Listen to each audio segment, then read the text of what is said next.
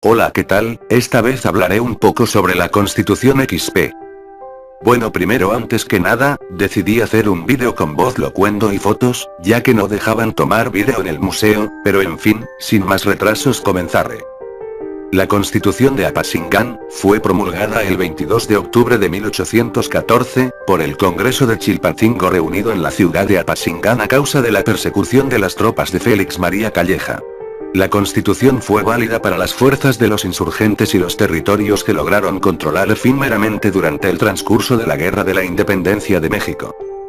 Después de la muerte de Miguel Hidalgo y Costilla, el 30 de junio de 1813, José María Morelos desde Acapulco hizo un llamado para crear en el mes de septiembre un congreso en la ciudad de Chilpancingo que fue actualmente en el estado de Guerrero, cuyo propósito fue crear un gobierno independiente.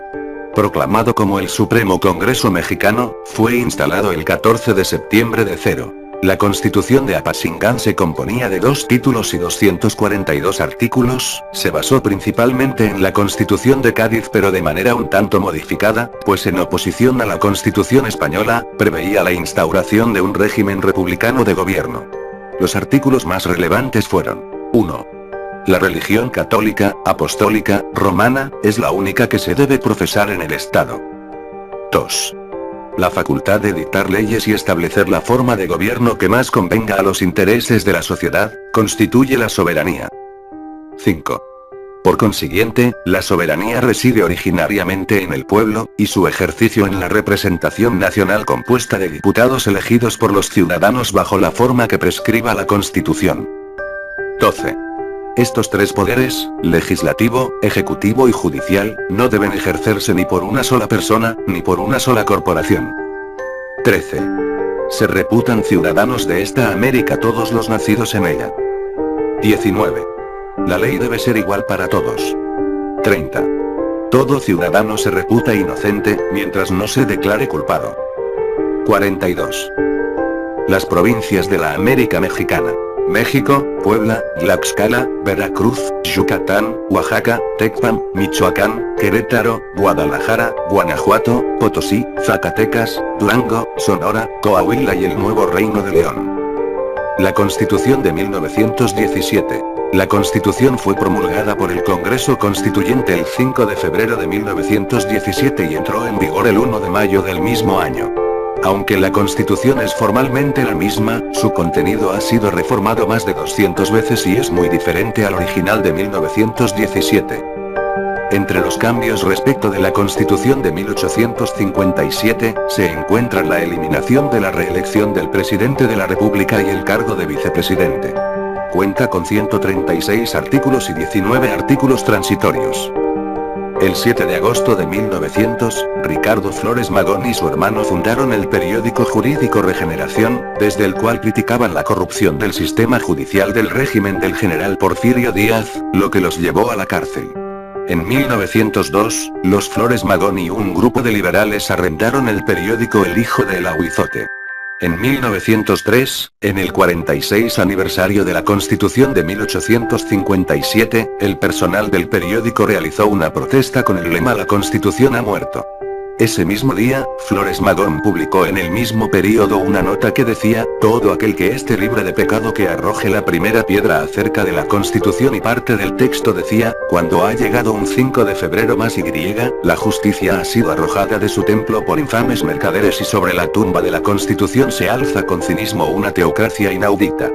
¿Para qué recibir esa fecha, digna de mejor pueblo, con hipócritas muestras de alegría?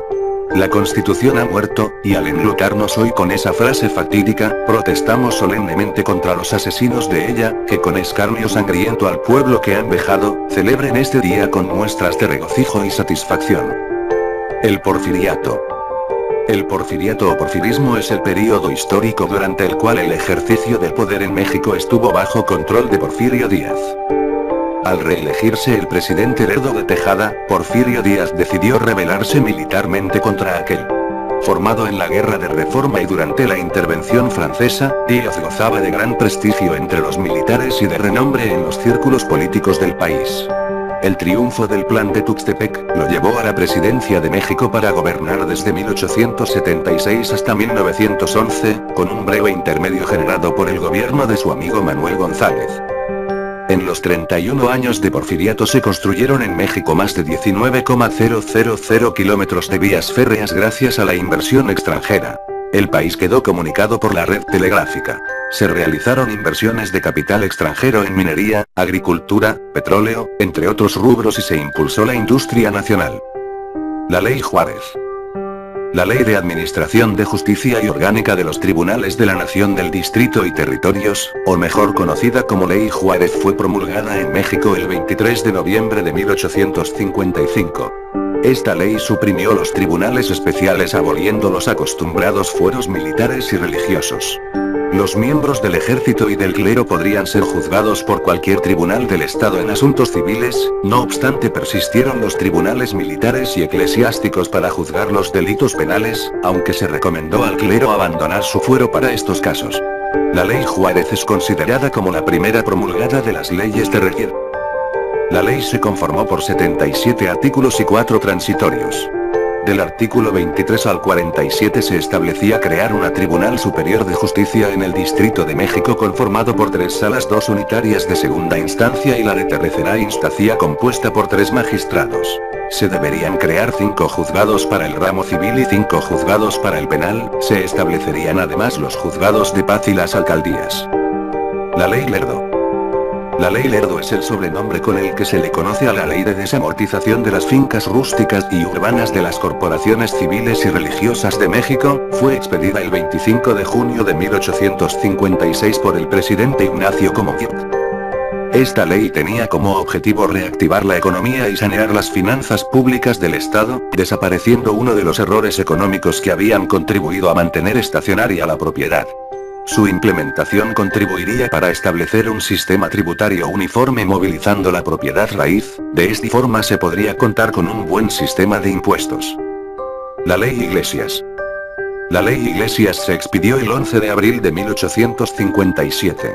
Este ordenamiento formó parte del primer grupo de leyes liberales que Ignacio Comonfort, quien había sustituido a Juan Álvarez en la presidencia de la República, expidió antes de estallar a finales de 1857 la Guerra de 3 Años o de Regir.